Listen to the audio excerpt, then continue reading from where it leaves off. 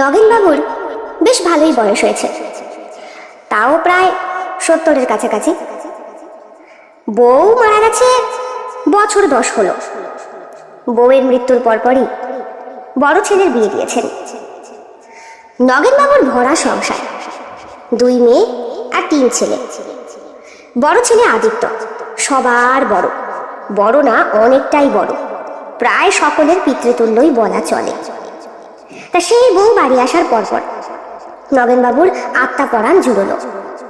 বড় ছেলে চাকরি পেতে পেতেই অনেকটা বয়স পেরিয়ে গিয়েছে। মেজো ছেলে সফটওয়্যার ইঞ্জিনিয়ার, এইখানে থাকে না। বাপকে স্পষ্টত বলে দিয়েছে বিয়ে করে সে ব্যাঙ্গালোরেই সেটেল হবে। ছোট ছেলে পাবলো এখনো পড়াশোনা করছে। আর মেয়েরা, তারা প্রেম করে বিয়ে করে নিয়েছে ওই 18-19 বছর বয়সে। তাদের সাথে খুব একটা সম্পর্ক রাখেন না নগেনবাবু। বড় বৌমার সাথে ওনার বড্ড বেশি ভাব। বড় ছেলে আদিত্যটা হঠাৎ করে একদিন গাড়ি অ্যাক্সিডেন্টে পুরো পিষে দিল তার শরীরটাকে। বড় বউয়ের পেটে তখনও বাচ্চা কাচ্চা আসেনি। বিয়ের জলই পড়েছিল, হয়তো এই মাস 7-8 হয়েছিল। ছেলের মৃত্যুর শোকটা সামলাতে পারেননি নগেনবাবু। একেই বউ নেই, মেয়েগুলোও চলে গিয়েছে। মেজো ছেলে থেকেও থাকে না। ছোট ছেলেটা ওনার মনোবৃত্তি কি বুঝবে, সে তো ছোট। সে তার বন্ধু বান্ধব পার্টি এইসব নিয়েই থাকে, আর থাকে পড়াশোনা নিয়ে। কাজেই বাড়িতে 4-5টা ঝি চাকর, আর তার সাথে বড় বৌমা। এই ছিল নগেনবাবুর সংসার। বড় বৌমাকে ওনার সব কাজে লাগে। গায়ে তেল মাখানো থেকে শুরু করে পা টিপে দেওয়া, সকালের চা, সন্ধ্যের চা, রাত্রে ঘুমানোর আগে হলুদ দুধ, সব কিছুতেই বড় বৌমার ডাক পড়ে। এই তো আজকে ঘটক মশাই এসেছেন মেজো ছেলের জন্য একটা ভালো সম্বন্ধ নিয়ে। বড় ছেলের মৃত্যু হয়েছে, তার পরপরই মেজো ছেলের বিয়ের জন্য নগেনবাবুর যারা শুভাকাঙ্ক্ষী তারা সকলেই মাথা খারাপ করছেন। সেই দিন নগেনবাবু বড় বাজারের থলেটা নিয়ে মাসকাবাড়ি বাজার করাবার জন্য গোপালের দোকানে গিয়ে বসেছেন। অমনি পিঁপড়ের দলের মতো সকলে এসে নগেনবাবুর কাছে হাজির। নগেনবাবুর পুরনো তামাক পাতার ব্যবসা, শুধু এই তল্লাটেই না, উড়িষ্যা, মুর্শিদাবাদ সব জায়গাতেই বড় বড় ট্রাক আছে। 3 জায়গায় বাড়ি কেনা আছে। কাজেই সোজা হিসাব 3টে বাড়ি, 3 ছেলে। এছাড়া জমি জমা, গাড়ি, টাকা পয়সা, সোনা দানা বিস্তর। সবকিছু ভোগ করার আগেই সরস্বতী দেবী টুক করে চলে গেলেন স্বর্গে। ছেলের বৌমাদের মুখও দেখতে পারলেন না। নগেনবাবু নিজ হাতে বিয়ে দিয়ে নিয়ে এসেছেন মধুবনীকে, কিন্তু আদিত্যর সঙ্গে তার সম্পর্ক আর সংসার মাত্র কয়েকটা দিনের। তা সেই দিন যখন নগেনবাবু বাজারে গিয়ে মধ্যমণি হয়ে বসেছেন গোপালের দোকানে, তখনই হঠাৎ বুদ্ধ ঘটক হাজির হয়েছে। এই বুদ্ধ ঘটকের সাথে চট করে কেউ কথা বলতে চায় না। লোকটা তোতলা, আর তার উপরে কথার সঙ্গে সঙ্গে এক গাদা থুতু গায়ে ছিটে আসে। বুদ্ধ ঘটকের হাত ধরে কাজ করলে বিপদ একটু বেশিই হয়, কারণ আজ পর্যন্ত যে কটা মেয়েকে বিয়ে দিয়েছেন ওনার পাড়ায় প্রত্যেকেই সুখী তো হয়নি, বরং বর আর শ্বশুর বাড়িতে মার খেয়ে আবার বাপের বাড়ি ফিরে এসেছে। আর ফিরে এসে বুদ্ধ ঘটকের নামে কেসও করেছে, তাতে কোনো লাভ অবশ্যই হয়নি। তা বুদ্ধ ঘটক নাক খুঁড়তে খুঁড়তে পাশে এসে দাঁড়ালেন নগেনবাবুর। নগেনবাবু বুদ্ধ ঘটককে দেখেছে প্রায় অনেকক্ষণ। সমীরের সবজির দোকানের কাছে ঝিঙে নিয়ে দরদাম করছিল। তখনই নগেনবাবু বললেন, এই লোকটা আর বদলাবে না রে গোপাল। বয়স কত হলো? তা কাকা আপনার মতোই হবে স্বভাব। ছেলে নাকি জলের ব্যবসা করে। জলের ব্যবসা? সে আবার কি রে? ওই বাড়ি বাড়ি জল দিয়ে আসে। আর তার সঙ্গে নাকি ছেলে বৌমার সাথে এনার আবার বন এনা। কেন? আরে ছেলে প্রেম করে ভালোবেসে বিয়ে করেছে, সেই মেয়েটা ভিন জাতের, উনি ঘরে তুলবে না। শেষ অবধি বউটার যখন ওই পক্ষাঘাত হলো, তখন ছেলে বউকে ঘরে তুললো। সেই জন্য বৌমা আজীবন কথা শোনায়। সে তো শোনাবেই, পরের বাড়ির মেয়েকে সযত্নে না রাখলে কথা তো শুনতেই হবে। হে যাই হোক, এ বেটা আমার কাছে আসার আগে গোপাল তুই আমার মালপত্রগুলো গুছিয়ে দে দেখি, আমি চট জলদি কেটে উঠি। এর সাথে কথা বলতে ভালো লাগে না। হ্যাঁ পেনাম পেনাম বলতে বলতেই ছুটে এলো ওই বুদ্ধ ঘটক। একটু অসহ্য বোধ করলেন নগেনবাবু, তবুও সজ্জনতার খাতিরে মুখে হাসি জোর করে ফুটিয়ে বললেন, নমস্কার নমস্কার। তা কি ব্যাপার বুদ্ধবাবু, এই তল্লাটে তো আজকাল দেখাই যায় না। শুনলাম বামুন পাড়ার মেয়েদের বিয়ে দিয়ে নাকি তাদের আবার বাপের বাড়িতে ফিরিয়ে দিয়েছেন। তা আপনার তো হেভি ক্ষমতা, দেখে শুনে এমন পাত্র আপনি পান কোথায়? ক্ষমা করবেন, সবসময় তো আর ভুল হয় না। কথা বলার সঙ্গে সঙ্গে এক গাদা থুতু ছিটে গেল নগেনবাবুর পাঞ্জাবিতে। পরিষ্কার ধবধবে পাঞ্জাবি, আজকেই পরেছেন। বৌমা কেচে ধুয়ে পরিষ্কার করে রাখে সব সময়। তা তুমি পকেট থেকে রুমাল বার করে নিজের গা মুছে গোপালের দিকে তাকালেন। গোপাল ঠিক করে হেসে ফেলেছে। তার কর্মচারীকে উদ্দেশ্য করে বলছে, কিরে, আরে আগে কাকা বাবুর মালটা রেডি কর, ওনার বাড়িতে যেতে হবে, কাজ আছে না ব্যবসার, বুঝিস তো? হ্যাঁ দাদা, এ দিচ্ছি। অল্প বয়সী ছেলেটা ওপরে উঠছে আর নামছে। দোকানটা দোতলা, অনেক মালপত্র নিয়ে আসছে। মাসকাবাড়ি বাজার কিনা। তা বুদ্ধ ব্যাপারটা বুঝতে পেরে বলল, মাসকাবাড়ি বাজার করছেন বুঝছি। আগে হ্যাঁ, বলছি তুমি একটু দূর থেকে কথা বলো দিকি। হ্যাঁ, বুদ্ধ অপমানটা হজম করে নিয়ে বলল, সে না হয় বলছি, একটা ভালো পাত্র আছে। পাত্র? তা পাত্র ধুয়ে আমি জল খাবো? আমি পাত্র দিয়ে কি করব? আমার কি পাত্রের অভাব? আগে ভুল হয়ে গিয়েছে, আমার পাত্রী আছে। আপনার মেয়ে তো ছেলে বিয়ে থা দেবেন তো নাকি? সে তো দেবই। সে বাবু আবার ঠিক করেছে বিয়ে করে বৌমা নিয়ে ব্যাঙ্গালোর গিয়ে থাকবে। আমার তো আমার মন টেকে না। বড় বৌমাকে যেমন আমার কাছেই রেখেছি। মধুবনীর বাপ মা যে আসেনি তা নয়, আদিত্যর মৃত্যুর পর। কিন্তু আমি স্পষ্ট বলে দিয়েছি, এই বাড়ির বউ যখন এই ভিটেতেই থাকবে। ঠিক করিনি গোপাল? গোপাল কোনো উত্তর দেয় না। আদিত্যর মৃত্যু যখন হয় তখন মধুবনীর বয়স খুবই কম। আদিত্যর থেকে প্রায় 12-13 বছরের ছোট ছিল মেয়েটা। নতুন বিয়ের গন্ধ তখনও গা থেকে ছাড়েনি। আদিত্যর রোড অ্যাক্সিডেন্ট, এমনই অ্যাক্সিডেন্ট যে বডিটা পিষে দিয়ে চলে গিয়েছে। আশীর্বাদে দেওয়া হাতের সোনার ব্রেসলেটটা আর ঘড়িটা পাওয়া গিয়েছিল, গলার চেনটা আর পাওয়া যায়নি। ওখানে যারা প্রত্যক্ষদর্শী তাদের মধ্যেই কেউ হয়তো চোপাট করে দিয়েছে। প্রায় 20 ভরি ছিল ওতে। কারণ মধুবনীর বাপের বাড়ির লোক স্বর্ণ ব্যবসায়ী, অনেক বড় লোক। তা মধুবনীকে দ্বিতীয়বার বিয়ে দেওয়ার জন্য তোড়জোড় যে করেনি বাড়ির লোকে তা নয়, গোপাল নিজেও বলেছিল ওরই ছোট ভাইয়ের জন্য, বুকে অনেকটা সাহস সঞ্চয় করে। যদিও নগেনবাবুর কাছে বিয়ের প্রস্তাব পৌঁছানোর আগেই একটা জোর ধমক খেয়েছিল গোপাল। উনি বলেছিলেন, তোর মাথা ঠিক আছে তো? কি বলছিস? তাছাড়া আমার বাড়ির বউকে তোর বাড়িতে কেন দেবো বলতো? এই বাড়িতে যখন বিয়ে হয়ে এসেছে তখন সে আমার বাড়ির সম্পত্তি। থোড়েই আমি অন্য কারো বাড়ি দিতে যাব? তাছাড়া আমার বাড়িতে অভাব কিসের? ভাত ডাল কাপড় মাছ মাংস কোনো কিছু খাওয়া থেকে তো ওকে বঞ্চিত করিনি। তাছাড়া এমনও যে ওকে আমি রঙিন বস্ত্র পরতে বলেছি। এবার লোক লজ্জার খাতিরে ও যদি না পড়ে তাহলে আমি কি করব বল? পাড়ার লোকে ধরে নিয়েছে নগেনবাবু একা থাকতে বড্ড বেশি ভয় পান, তাই সবাইকে আঁকড়ে ধরে থাকতে চান। তা গোপালের কাছে সাই কাটতেই সে বলল, যখন বলছে তখন একবার দেখতে তো পারেন কাকা। বুদ্ধ ঘটক খারাপ ঘটকালি করে না, মাঝে মধ্যে ঠিকও হয়, তাই না বুদ্ধদা? বুদ্ধ তার পান খাওয়া দাঁতগুলো বের করে একটা বিচ্ছেদি রকমের হাসি দিতেই ওই নগেনবাবুর সাদা পাঞ্জাবিতে কিছুটা পানের পিক ছিটকে যেতে উনি আরো বেশি বিরক্ত হলেন। বললেন, তোমার যা বলার বাড়ি এসে বলো বুদ্ধ, আমার সময় নেই। এই গোপাল, হয়েছে? তাহলে তোর ওই ছেলে ছোকরাটাকে দিয়ে একটু পাঠিয়ে দিস তো বাবা, বাড়ি তো এখানেই, আমি বকশিস দিয়ে দেবো। আচ্ছা কাকা, ঠিক আছে। নগেনবাবু ওনার হাতের লাঠিটা নিয়ে বেরিয়ে গেলেন। সমীরের দোকানে একটু সবজি কেনার ইচ্ছে ছিল, আর ষষ্ঠীর দোকান থেকে একটু মাছ। কিন্তু এই বুদ্ধর জ্বালায় আর কিছু বলা হলো না। উনি যখন চলেছেন তখন বুদ্ধ ঘটক গোপালকে উদ্দেশ্য করে বলল, লোকটাকে লোক করেছো ভায়া, বয়স বাড়লেও গিলেস কমে না, বৌমার যত্নে দিন দিন আয়ু কমছে।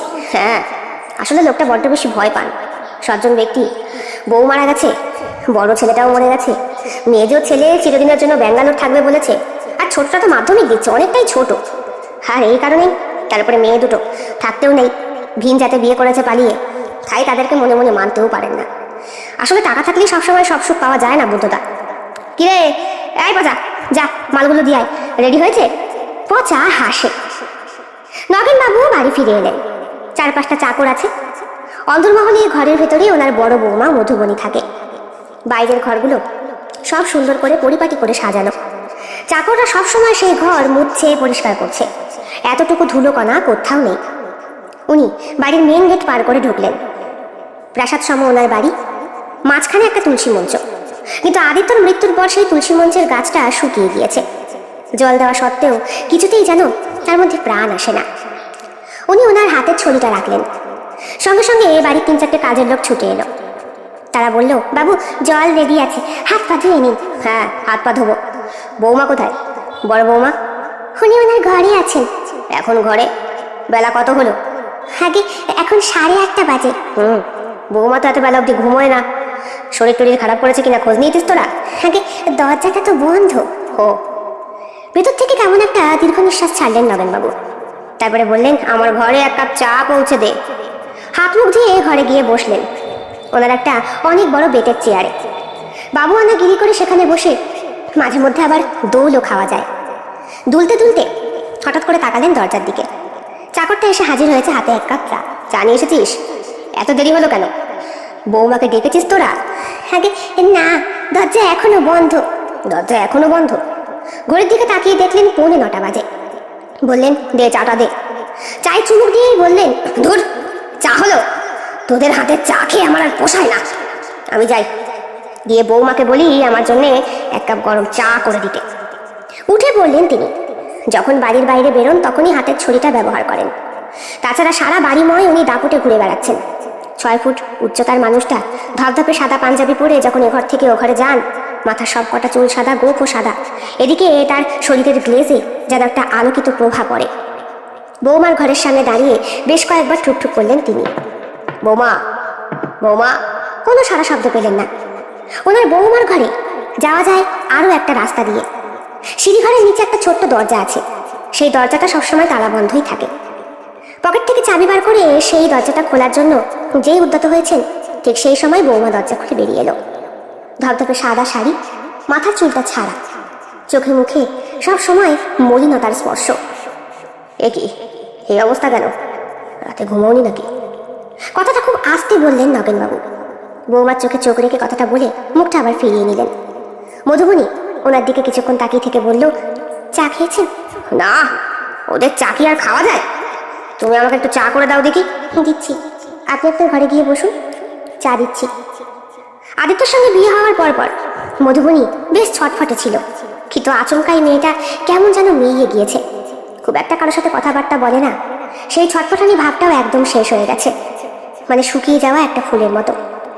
কিছুক্ষণ পর মধুবনী শ্বশুরমশাইয়ের ঘরে চা নিয়ে উপস্থিত হয়। চাটা রাখতে যাবে এমন সময় নগেনবাবু তার হাতটা চেপে ধরে। দরজা জানালা সব তখন খোলা। বিরক্ত হয়ে মধুবনী বলল, এগুলো কি করছেন বাবা? দরজা জানলা সব কিছু খোলা। জনসমক্ষে আপনি এভাবে আমার হাত ধরবেন না, লোকে খারাপ বলবে। রাতের অন্ধকারে যেটা আপনি করেন সেটা আপনার একটা রূপ, আর দিনের বেলায় ঝিঁচাকরের সামনে আপনি যেটা আমার সাথে করেন সেটা আপনার আরেক রকম রূপ। কেন সেটা সবার সামনে প্রকাশ করবেন? আমার থেকে বেশি ওটা আপনার লজ্জা। মধুবনী জীবনে এই প্রথম প্রতিবাদ করলো দেখে নগেনবাবু বেশ খানিকটা ঘাবড়ে গেলেন। ওর হাতটা ছেড়ে দিলেন। চায়ে চুমুক দিয়ে বললেন, এটা চা হয়েছে? চায়ের কাপটা প্রায় ছুঁড়ে ফেলতে যাবেন এমন সময় মধুবনী ওনার হাত থেকে চায়ের কাপটা ছিনিয়ে নিয়ে বলল, রোজ রোজ আপনার এই অত্যাচার আমি আর সহ্য করতে পারবো না। শুনুন, মেজো দেওরকে বিয়ে দিয়ে বউ নিয়ে আসুন। আমি একা কেন আপনার অত্যাচার ভোগ করব? সেও ভোগ করুক, সেও জানুক এই বাড়ির একটা নিয়ম রীতি আছে। এখানে বাড়ির বড় পুরুষ যে, তার সঙ্গে রোজ রাতে আগে রাত্রিবাস করতে হয়। এমনকি বাড়ির ছেলেরাও সেগুলো জানে, কারণ বাড়ির ছেলেগুলোর বীর্যের কোনো ক্ষমতা নেই। তারা সন্তান দিতে পারে না, তারা তরল। তাদের ওই সন্তানের ক্ষমতাটা আগেই নষ্ট করে দেওয়া হয়েছে। তাদের গর্ভে সন্তান দেবেন আপনি, তাই আপনার আরো দ্বারস্থ হয়ে থাকতে হবে, তাই নয় কি বাবা? কথাটা বলে মধুবনী ঘর থেকে বেরিয়ে গেল। নগেনবাবু রাগে থরথর করে কাঁপছেন। আদিত্যর জন্য যখন প্রথম মধুবনীকে দেখতে গিয়েছিলেন, সেই দিনটার কথা ওনার মনে পড়ে। রাত জ্যোতিষী এসে কুষ্টি বিচার করে বলেছিল রাত জটক, আর প্রায় 7টা সন্তানের জননী হবে, ছেলে মেয়ে মিলিয়ে আপনার ঘর ভরে যাবে। কুষ্টি বিচার বলছে 2 জনের মধ্যে খুব ভালো সম্পর্ক হবে কিন্তু, আর যেহেতু আপনার শরীরে রাজ রক্ত বইছে তাই আপনার ধারা বর্তেই চলবে। মানে জ্যোতিষী ঠিক করে বলো, আমার কথা শুনবে তো? বিচক্ষণ, আপনার কথা না শুনে তার উপায় আছে? দীর্ঘদিন মা না হওয়ার জ্বালা মেয়েরা বেশি দিন ভোগ করতে পারে না নগেনবাবু। আর আপনার ছেলেদের তো সে ক্ষমতা কোনোদিনই নেই। ছোটবেলা থেকেই তাদেরকে নপুংসক করে দেওয়া হয়েছে। এটাই তো এই বাড়ির নিয়ম রীতি। যত বেশি পুরনো বয়স্ক লোক তত বেশি তার মধ্যে পিতা হওয়ার ক্ষমতা। এটা মেনেই তো চলা হয়। আপনার বাবাও তো সেসব প্রসঙ্গ থাক। তুমি বরং বিয়ের বন্দোবস্ত করো। মধুবনীর বাপের বাড়ির লোকেরা বিস্তর বড় লোক, তবে তাদের কাছ থেকে আমি 1 পয়সাও নগদ নেব না। তাদের মেয়েটাকে আমার চাই। এইটাই তো আপনার সব থেকে বড় গুণ নগেনবাবু। আপনি কি সেটা কেউ বুঝতে পারে না, বাড়ির লোক ছাড়া, অন্দরমহলের প্রাণীগুলো ছাড়া। রাত জ্যোতিষী বেরিয়ে গিয়েছেন। তারপর পরই ধুমধাম করে আদিত্যর সঙ্গে মধুবনির বিয়েটা হয়। ফুলসজ্জার রাতে মধুবনি যখন আদিত্যর জন্য ঘরে অপেক্ষা করছে, তখন তার শ্বশুর মশাই প্রথম ঢোকে। বললেন, তোমার জন্য একটা উপহার আছে বৌমা। মধুবনি একটু ইতস্তত করছিল। বলল, আপনি উপহার নিয়ে এসেছেন কেন বাবা? আপনার ছেলে কোথায়? সমস্ত লজ্জার মাথা খেয়ে কথাটা বলতে বাধ্য হয়েছিল মধুবনি। ঠিক তখনই মধুবনিকে চমকে দিয়ে নগেনবাবু বলেছিলেন, হে আংটিটা তোমার আঙুল একটু পরেই দিতে চাই। আপনি কেন আংটি দেবেন বাবা? মানে আর কিছু বলতে পারেনি মধুবনি। ঘরের দরজা বাইরে থেকে কারা যেন বন্ধ করে দিয়েছিল। ঝাঁপিয়ে পড়েছিলেন নগেনবাবু মধুবনির শরীরের ওপরে। মধুবনির চিৎকার চেঁচামেচি গোটা বাড়ির অন্দরমহলের ঘর কাঁপিয়ে দিলেও একটা জনপ্রাণীও আসেনি তাকে উদ্ধার করতে। বিছানার চাদরটা এদিক ওদিক হয়ে যায়। খাটে যে ফুলগুলো সাজানো ছিল তা ইতিউতি ছড়িয়ে পড়ে রয়েছে।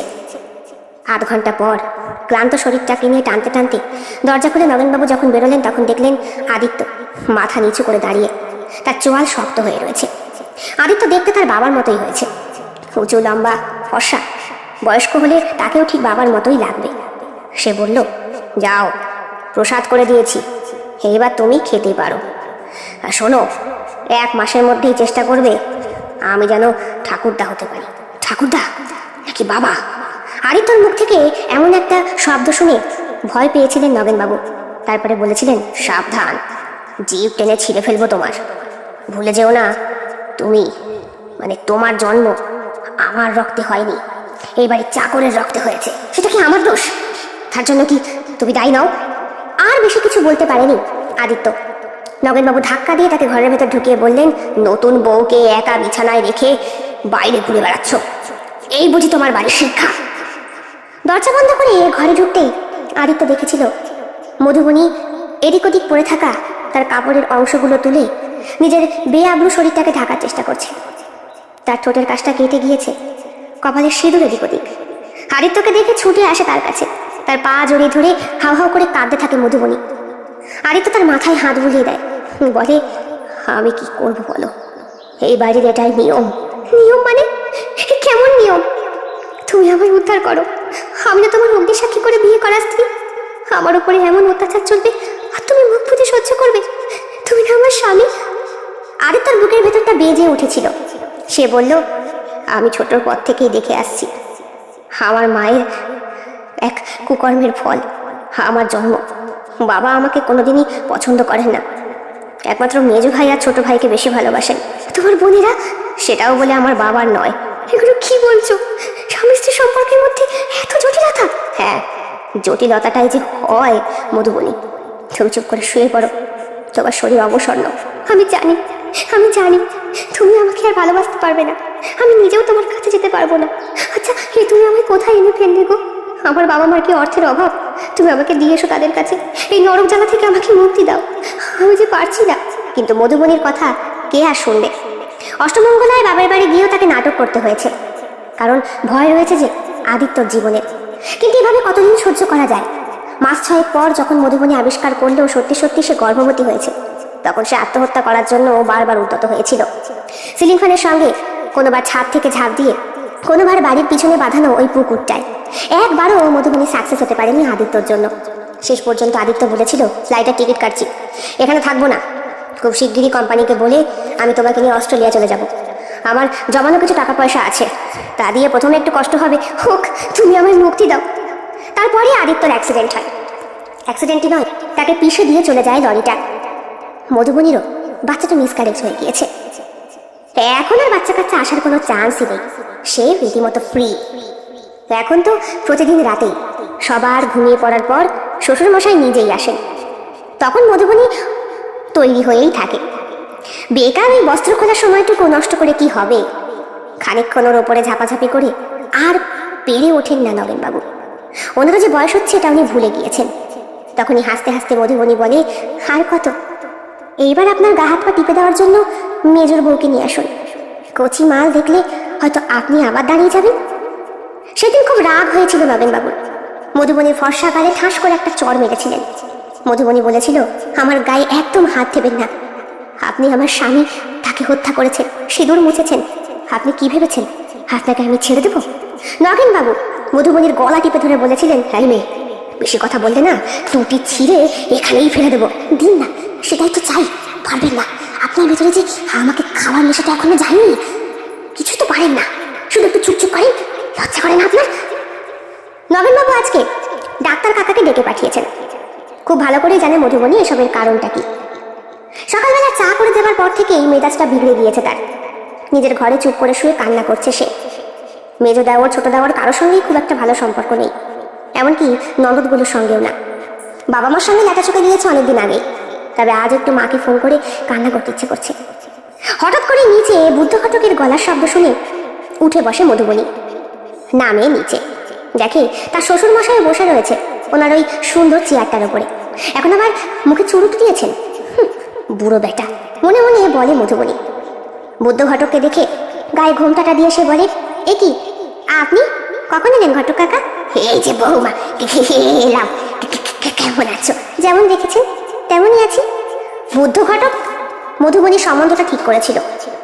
এই মেয়েও যে ভালো নেই, কিন্তু পাড়ায় রটেছে। বুদ্ধ ঘটক আর কোনো কিছু ঠিক না করুক, ওই মধুবনীর বিয়েটা কিন্তু ভালো জায়গাতেই দিয়েছে। শ্বশুর এত ভালোবাসে যে বিয়ের পরে বর মরে যাওয়ার পরেও নিজের কাছেই রেখে দিয়েছে।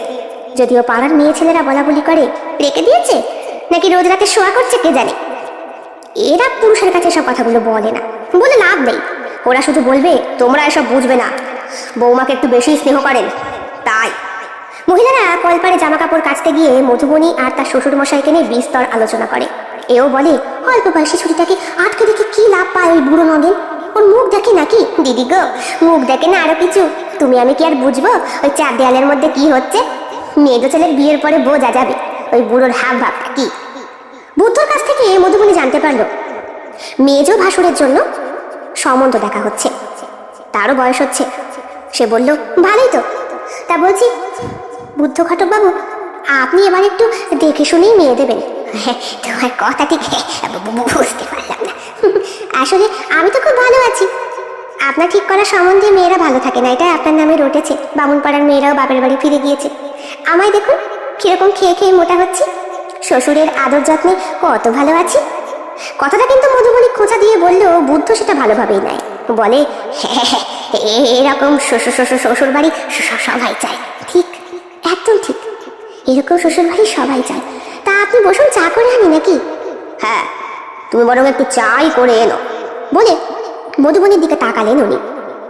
ঘটক চা খেয়ে চলে যেতেই একটা সুন্দর ফটো দেখালেন মধুবনীকে। মধুবনী বলল, ভালো তো, নিজের চক্ষু পরিষ্কার করে দেখে নিন আপনার উপযোগ্য কিনা। এসব কি বলছো বাবা? নাটক বড্ড বেশিই করেন। তবে এবার দেখব মেজর বউটা আসার পরে আপনি তার উপরে কি করেন। মেজ ভাসুরকে খবর দেওয়া হলো দিন 15 পর। তার বিয়ে ঠিক হয়েছে শুনতেই তার যেন লজ্জায় মাটিতে পা পড়ে না। ব্যাঙ্গালোর থেকে সে তড়ি কিমড়ি চলে এলো তাড়াতাড়ি একটা এমার্জেন্সি ফ্লাইটের টিকিট বুক করে। এখানে আসার পরই তার বিয়ে হয়ে গেল পাঞ্চালির সাথে। পাঞ্চালি পেশায় লয়ার, বিয়ের পরে প্র্যাকটিস করবে। বাড়ির অবস্থা বেশ ভালো, মধুবনী থেকে কম। বিয়ের পরপর পাঞ্চালিকে দেখতে আরো বেশি সুন্দর লাগছে।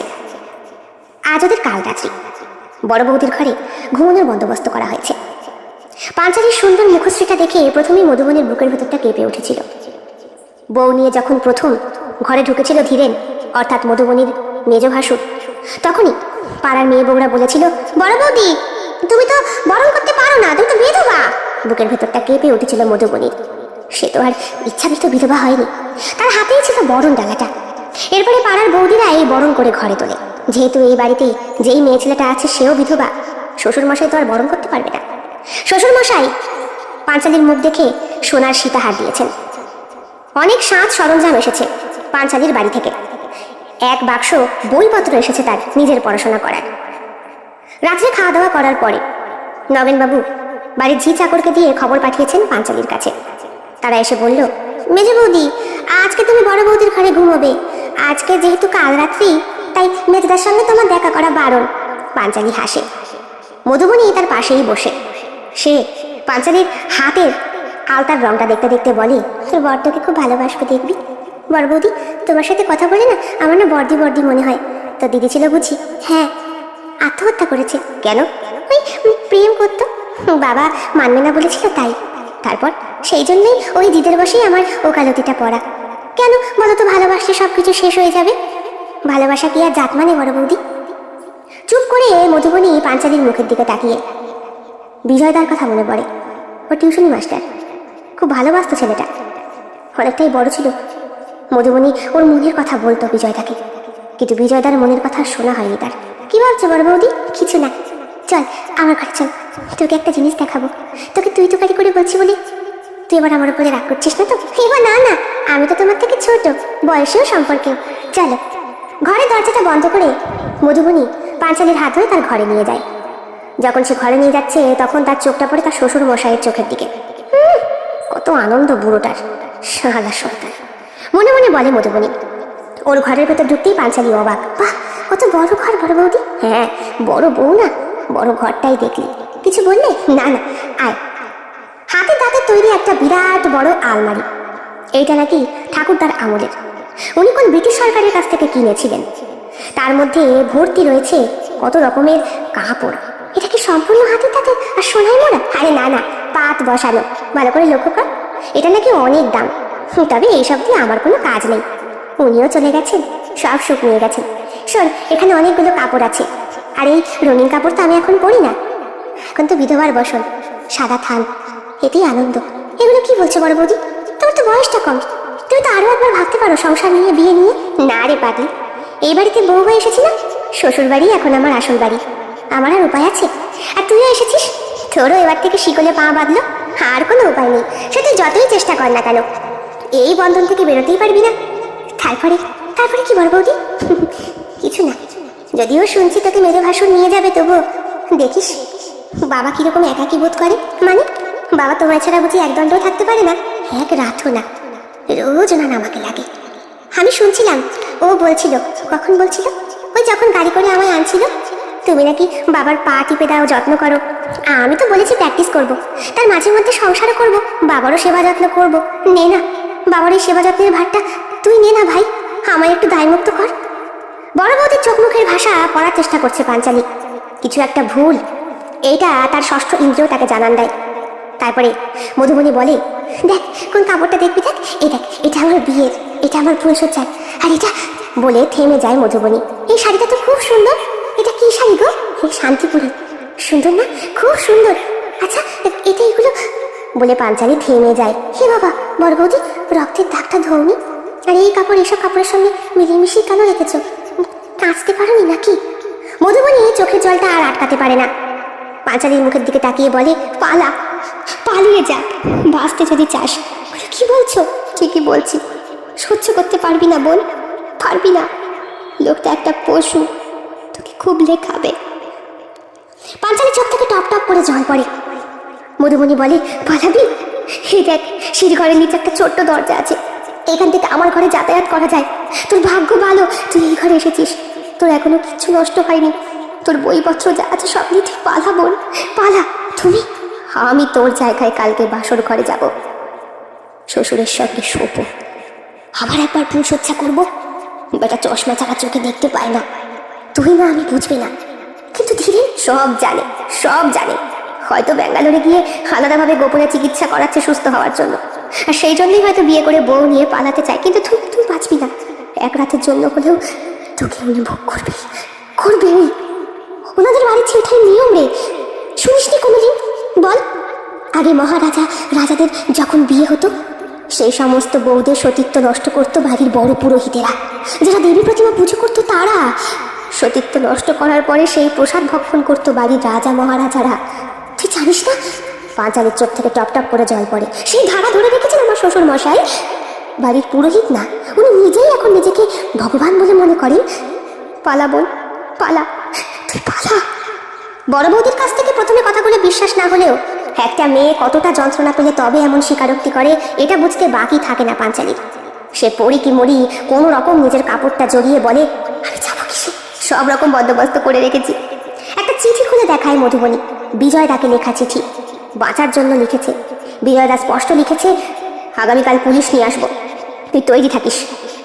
আপাতত তোর ওই মেজ ভাসুরের বউটাকে বটতলায় এসে দাঁড়াতে বলিস, ওকে আমি বাসে তুলে দেবো। ঠিক সেই কথা মতো পাঞ্চালি গিয়ে বটতলায় দাঁড়াতেই আর বাড়ির একটা কাজের মেয়ের সহায়তায় পাঞ্চালি বলল, বড় বৌদির কোনো ক্ষতি হতে দেবো না মেজে বৌদি। আমরা সব বুঝি, সব জানি। প্রতিদিন রাত্রেবেলা বড় বৌদির চিৎকারের শব্দ আমি পাই। আমি বাথরুমে দাঁড়িয়ে থাকি শব্দ সহ্য করতে না পেরে। অনেক হয়েছে, অনেক হয়েছে। ওই বুড়োকে এবার শাস্তি দিতেই হবে মেজে বৌদি। আমিও আসবো। পাঞ্চালি শহরে যায় না, সে তার বাপের বাড়ি ফিরে যায়। লোকাল থানায় খবর দিতে হবে খুব শিগগিরই। পাঞ্চালির বাড়িটা অনেকটাই দূর, যেতেই লাগবে প্রায় 6 থেকে 7 ঘন্টা। এদিকে বাড়িতে নতুন বউকে নিয়ে আবার সেই কাণ্ড পড়ে গিয়েছে। বড় বৌদি নাকি সকাল থেকে শরীরটা খারাপ, তাই দরজা ভিতর থেকে বন্ধ। যদিও নগেনবাবুর আজকে বড় বৌদির সাথে কোনো রকম সম্পর্ক না রাখলেও চলবে। সকালে ঝি চাকরেরা এসে মেজে বৌদিকে নিয়ে গিয়েছে বড় বৌদির ঘর থেকে। মেজে বৌদি এক হাত ঘোমটা দিয়ে বসে রয়েছে। তার একটাই কথা, ফুলসজ্জার আগে ছাড়া মুখ দেখাবে না কাউকে। এটা নাকি তার বাপের বাড়ির নিয়ম। মুখ দেখালে নাকি বাড়ির বর মারা যায়, এমনকি মারা যেতে পারে বাড়ির সব থেকে বয়োজ্যেষ্ঠ মানুষটিও। কাজেই মৃত্যুর ভয় পেয়েছেন নগেনবাবু। একে একে অতিথিরা আসছে সন্ধ্যেবেলা, তখনও বড় বউয়ের কোনো খোঁজ খবর পড়েনি। এদিকে সমস্ত বন্দোবস্ত পাকাপোক্ত করে ফেলেছে বিজয় আর পাঞ্চালি। পাঞ্চালি লোকাল থানার পুলিশকে খবর দিতেই তারা ছুটে আসে। 2 থানার পুলিশ একত্রিত হয়, গাড়ি রেডি আছে। এদিকে ঘড়ির কাঁটায় একটু একটু করে রাত্রির পরিমাণটা বাড়ছে। মেজো রাহুলের ঘরে চুপ করে বধূবেশে বসে রয়েছে মধুবনী। কেউ যাতে টের না পায় তাই ওই ঝিটাকে দিয়েই নিজে সেজেছে। ঘরে ওই ছড়ির শব্দটাতেই মধুবনী কেঁপে ওঠে। আবার এই বুড়োটা আসছে। ধীরে ধীরে কি পুরুষ সত্তা নেই? ও কি বউটাকেও বাঁচাতে পারতো না? ঠক ঠক করে দরজা খুলে ভেতর থেকে দরজাটা বন্ধ করে দিলেন নগেনবাবু। ছড়িটাকে রাখলেন ওনার বিছানার এক পাশে। ঘুমটার আড়াল থেকেই মধুবনী স্পষ্ট উপলব্ধি করতে পেরেছে এটা ধীরের নয়। বললেন, হাতটা দাও দেখি বৌমা, তোমায় আংটিটা পরাই। কিন্তু হাতটা বার করার সঙ্গে সঙ্গে নগেনবাবু প্রায় চিৎকার করে উঠলেন, এ কি তুমি তুমি কেন? এ তো আমার নতুন বৌমার হাত নয়। তবে রে বুড়ো, ভোগ করে শান্তি হয়নি না? চেপে বসে নগেনের ঘাড়ের ওপরে মধুবনী। কিন্তু মেয়ে মানুষের শরীর নরম, তাই হাত পাটাও নরম। মধুবনীরও ঠিক তাই। নগেনবাবুর বয়স হলে কি হবে? বিপদের আশঙ্কা বুঝে তিনি চেপে বসলেন মধুবনীর ওপরে। ওকে এক ঝটকায় বিছানায় শুইয়ে ওনার 5 আঙুল চেপে ধরলেন মধুবনীর নরম গলায়। খানিকক্ষণ গো গো করে মধুবনী ঝটফট করতে করতে তার আত্মাটা বেরিয়ে গেল শরীর থেকে। ঘরের বাইরে ধীরেন চুপচাপ দাঁড়িয়েছিল প্রসাদ ভক্ষণ করার আশায়। কিন্তু ধচমচ শব্দ শুনে এসে দরজা ভাঙার উপক্রম করে। বাবা বাবা দরজাটা খুলবো। হায় রে ছেলে। নগেনবাবু নিজেই ঘাম মুছে বেরিয়ে এলেন। ধীরেন বুঝতে পারল এইবার পিতৃ প্রদত্ত প্রসাদ ভক্ষণ করার সময় হয়েছে। কিন্তু নগেনবাবু তাকে থামিয়ে বললেন, এখন যাস না, ওই ঘরে তোর বউ নেই। মানে? তোর বৌদি আছে, সব জেনে গিয়েছিল। তোর বউটাকে মনে হয় ভাগিয়ে দিয়েছে। ঠিক তখনই নিচের তলা থেকে পাঞ্চালির কণ্ঠস্বর ভেসে আসে। তার সাথে শোনা যায় বিজয়ের কণ্ঠ। পুলিশ ওপরে উঠে এলেন। বাড়ি ভর্তি লোকজন, একটা বিচ্ছিরি ব্যাপার। কিন্তু পুলিশ আসার পরে যা দেখলেন তা দেখে অবাক হয়ে গেলেন সকলে। পাঞ্চালি ধপ করে বসে পড়ল ওর ফুলসজ্জার ঘরে, যেখানে মধুবনীর মৃতদেহটা পড়ে রয়েছে। বিজয় কি বলবে না বলবে বুঝে উঠতে পারছে না। ঠিক তখনই নগেনবাবু শুরু করলেন তার ন্যাকা কান্না। বললেন, সহ্য করতে পারেনি মেয়েটা, বিধবা মানুষ। আর একটা মেয়েকে বিবাহিত দেখে তারও স্বাদ জেগেছিল আরেকবার ফুলসজ্জার খাটে শোয়ার। সবই অদৃষ্ট। চলে গেল মেয়েটা। সিলিং ফ্যানের সঙ্গে সাদা শাড়িটা ঝুলিয়ে পরম যত্নে মধুবনীকে ঝুলিয়ে দিয়েছিলেন নগেনবাবু। বিজয়কে উদ্দেশ্য করে নগেনবাবু বললেন, তুমি তো মধুবনীর বন্ধু তাই না? প্রায় দিনই দেখতাম বটতলায় দাঁড়িয়ে থাকো, সিগারেট ঠোকো ওই বাজার থেকে ফেরার পথে। লোকমুখেও শুনেছিলাম তোমায় নাকি মধুবনীর চিঠিপত্রও লেখে। বিজয় আর ভালো মন্দ কিছু বলল না। পাঞ্চালির চোখ দুটো বেশ বিস্ফারিত। পুলিশ আসার পর কেস মিটে যেতে খুব একটা বেশি সময় লাগলো না। নগেনবাবুর টাকা আছে, মধুবনী আত্মহত্যা করেনি, তাকে খুন করা হয়েছে, প্রমাণ চাপা দিতে ওনার বেশি খরচ করতে হয়নি। যে ঝি চাকরটি সাহায্য করেছিল পাঞ্চালিকে, সেও দেখে এখন উল্টো সুর গাইছে। পাঞ্চালির বিবাহিত জীবনের আজ 7 দিন পূর্ণ হলো। অষ্টমঙ্গলা যাওয়াটা তার মাথায় উঠেছে। বাবা মা সবাই এসেছিলেন পাঞ্চালিকে নিয়ে যাওয়ার জন্য কদিন। মধুবনী আত্মহত্যা করেছে, বিয়ের পরপরই এমন একটা কুসংবাদ। খারাপ লাগে সবারই, কিন্তু পাঞ্চালি বলেছে, না মা, আমাকে বড়দি কতগুলো কথা বলেছিল, এখন মনে হচ্ছে বাবা যা বলেছেন তাই ঠিক। আসলে আমার বিয়েটা বড়দি সহ্য করতে পারেনি। তাছাড়া ভালোই হলো, বড়দির ঘরে সব শাড়ি গয়না এখন তো আমার, বাবা বলে দিয়েছে। দেখিস মা, আমাকে তো মনটা কু গাইছে। তোর বিয়ের দিনে একটা কালো বিড়াল মরে পড়েছিল আমাদের ওই উঠোনে। এসব কি বলছেন বিয়ান? পাঞ্চালি লক্ষ্মীমন্ত মেয়ে, ওর আবার অসুবিধার কি আছে? যে গেছে সে মনের দুঃখ জ্বালা সহ্য করতে না পেরে গেছে। আমার বড় ছেলের মৃত্যুর জন্য তো বৌমাই দায়ী, কিন্তু কখনো তাকে কিছু বলতে পারিনি। মেয়ে মানুষ মনে কষ্ট পাবে, আবার মেয়ে ছেলে মানুষকে কষ্ট দেওয়া আমার ধাতে কুলোয় না বিয়ান। তা আপনারা যখন এসেছেন দুটো ডাল ভাত খেয়ে যাবেন কোন। আর পাঁচালির আজকে আমি আবার নতুন করে ফুল সজ্জা করাবো। ধীরেনের সঙ্গে ওর সজ্জাটা তো সম্পন্ন হয়নি, আর এটা ঠিক ভালো একটা লক্ষণ নয়। আপনি কি বলেন? পাঞ্চালি ঘুরে তাকালো নগেন বাবুর মুখের দিকে। উনি ওনার সাদা গোফে একবার হাত মুছড়ে বললেন, কি তৈরি তো? পাঞ্চালি হাসবে না কাঁদবে বুঝতে পারতো না। মধুবনের একটা কথা ওর মাথায় শুধু ঘুরছে, মানুষটা ভালো না, তুই পালা। বিয়ে মানেই যে এই বাড়িতে বিসর্জন, পালা, তুই পালা।